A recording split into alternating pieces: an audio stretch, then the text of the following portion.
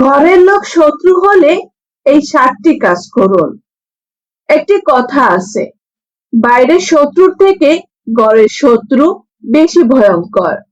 কারণ বাইরের শত্রুকে আমরা চিনে রাখি, কিন্তু ঘরের শত্রু হাসতে হাসতে আঘাত করে।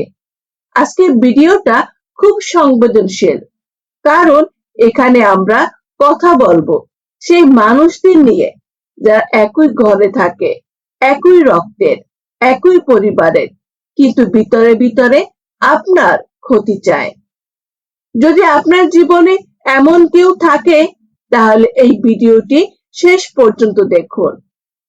আজ আমি বলবো ঘরের শত্রু হলে কোন 7টি কাজ করলে আপনি মানসিকভাবে, সামাজিকভাবে এবং বাস্তব জীবনে নিজেকে বাঁচাতে পারবেন।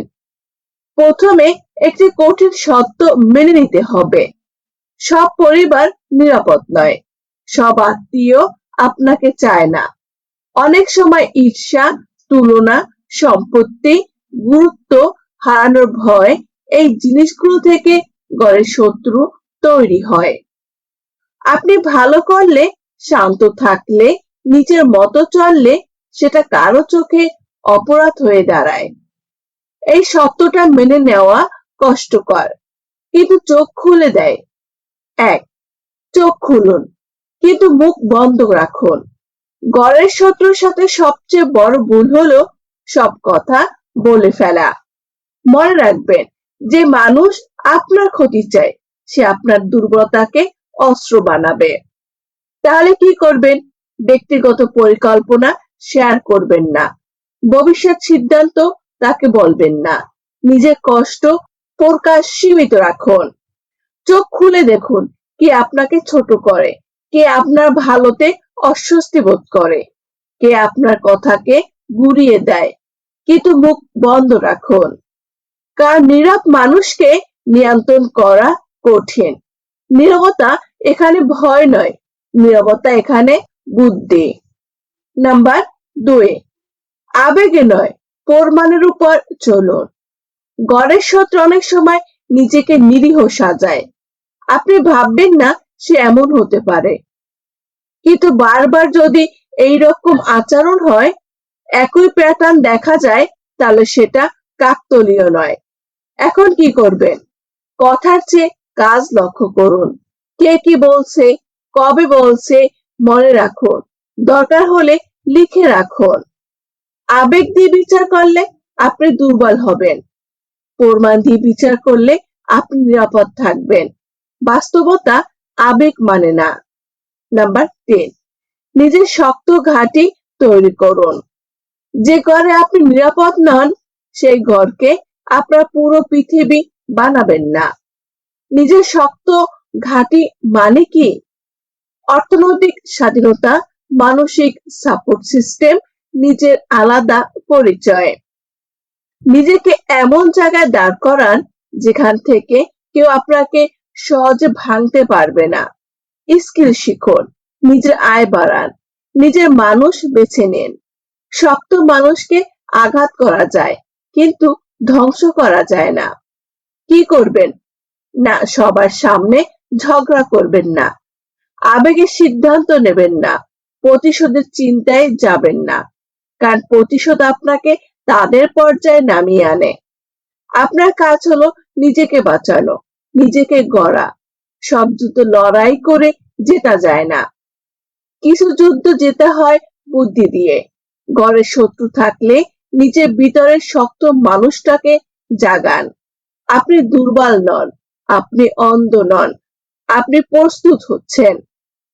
নাম্বার 4, কাউকে অন্ধভাবে বিশ্বাস করা বন্ধ করুন। আমাদের সবচেয়ে বড় ভুলটা হয় এখানে।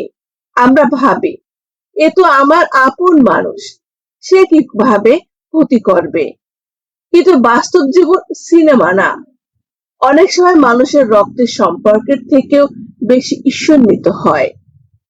যখন কেউ দেখে আপনি এগিয়ে যাচ্ছেন, সম্মান পাচ্ছেন বা নিজের মতো করে বাঁচছেন, তখন তার ভিতরে একটা নীরব প্রতিযোগিতা শুরু হয়। অন্ধবিশ্বাস মানে নিজের চোখ বন্ধ করে দেওয়া। আপনি বিশ্বাস করবেন কিন্তু দেখবেন সে তো আপনার কথা অন্যর কাছে বলে কিনা, আপনার ভালো হলে অস্বস্তি বোধ করে কিনা, আপনার সিদ্ধান্তে খোঁচা দেয় কিনা। এই লক্ষণগুলি উপেক্ষা করবেন না। 5. নিজের দুর্বলতা গোপন রাখুন। আপনি যখন কষ্টে থাকেন স্বাভাবিকভাবে কাউকে বলতে ইচ্ছে করে, কিন্তু সমস্যা হয় তখনই যখন আপনি ভুল মানুষকে বলেন। ঘরের শত্রু আপনার কষ্ট শুনে দুঃখ পায় না, সে মনে মনে নোট নেয়। আজ যে মানুষ আপনাকে সান্ত্বনা দিচ্ছে, কাল সেই কথায় সে আপনার বিরুদ্ধে ব্যবহার করতে পারে। তাই সব কান্না সবার সামনে নয়, সব দুর্বলতা সবার জানার দরকার নেই। শক্ত মানুষ মানে কষ্টহীন মানুষ নয়, শক্ত মানুষ মানে কাকে কি বলা যাবে। নাম্বার 6, সবার সাথে এরকম ব্যবহার করবেন না। আমরা অনেক সময় ভালো মানুষ হতে গিয়ে বোকা হয়ে যাই। সবাইকে সবকিছু বলি, সবাইকে সমান গুরুত্ব দিই, কিন্তু বাস্তবতা হলো সবাই সে দায়িত্ব নিতে পারে না। একজন মানুষ আপনার হাসি পাওয়ার যোগ্য হতে পারে, কিন্তু আপনার ভবিষ্যৎ পরিকল্পনা জানার যোগ্য নাও হতে পারে। সব দরজা একসাথে খুলে দিলে ঘরের শত্রু সহজে ঢুকে পড়ে। নাম্বার 7, কথার ফাঁদ চিনতে শিখুন। ঘরের শত্রু খুব চালাক হয়, সে সরাসরি আঘাত করে না। সে বলবে, আমি তো তোমার ভালোর জন্যই বলেছি, তুমি তো বেশি বুঝে গেছো, আমি হলে এটা করতাম না। এই কথাগুলোর উদ্দেশ্য একটাই, আপনাকে সন্দেহে ফেলানো, রাগানো, ভিতর থেকে দুর্বল করা। আপনি যদি প্রতিবার ব্যাখ্যা দিতে চান, তাহলে আপনি তার খেলায় ঢুকে পড়ছেন। সব প্রশ্নের উত্তর দেওয়া বুদ্ধিমানের কাজ না। আর্থিক বিষয় আলাদা থাকুন। টাকার সাথে আবেগ মিশলে সম্পর্ক নষ্ট হয়। অনেক ঘরে শত্রু তৈরি হয় শুধু কে কত আয় করে, কার কাছে কত আছে, কে কার উপর নির্ভরশীল। যতদিন আপনি আর্থিকভাবে নির্ভরশীল, ততদিন আপনার কথা বলার সাহস কম থাকবে। নিজের আয় মানে নিজের মতামত, নিজের সিদ্ধান্ত, নিজের সম্মান। গোপনে নিজের উন্নতিতে কাজ করুন। আপনি যখন সবাইকে জানিয়ে এগোতে চান, তখন অনেকেই চুপচাপ বাধা তৈরি করে। ঘরের শত্রু আপনার পরিকল্পনা শুনে নিরুৎসাহিত করবে, হাসবে বা আগে থেকেই নষ্ট করার চেষ্টা করবে। তাই চুপচাপ শিখুন, চুপচাপ তৈরি হন, ফলাফল কথা বলুন, সাপোর্ট সিস্টেম তৈরি করুন। যদি নিজের ঘরে নিরাপদ না হয়, তাহলে মানসিকভাবে আপনি একা হয়ে যাবেন। এই একাকিত্ব সবচেয়ে বিপজ্জনক। তাই দরকার একজন বিশ্বাসযোগ্য মানুষ, যারা বিচার না করে শোনে, যাদের সামনে মুখোশ খোলা যায়। এই মানুষগুলো আপনার মানসিক অক্সিজেন। নিজেকে দোষ দেওয়া বন্ধ করুন। অনেক সময় আপনি ভাবেন, আমারই হয়তো সমস্যা, আমি ঠিক হলে এমন হতো না। না, সব সমস্যার মূল আপনি নন।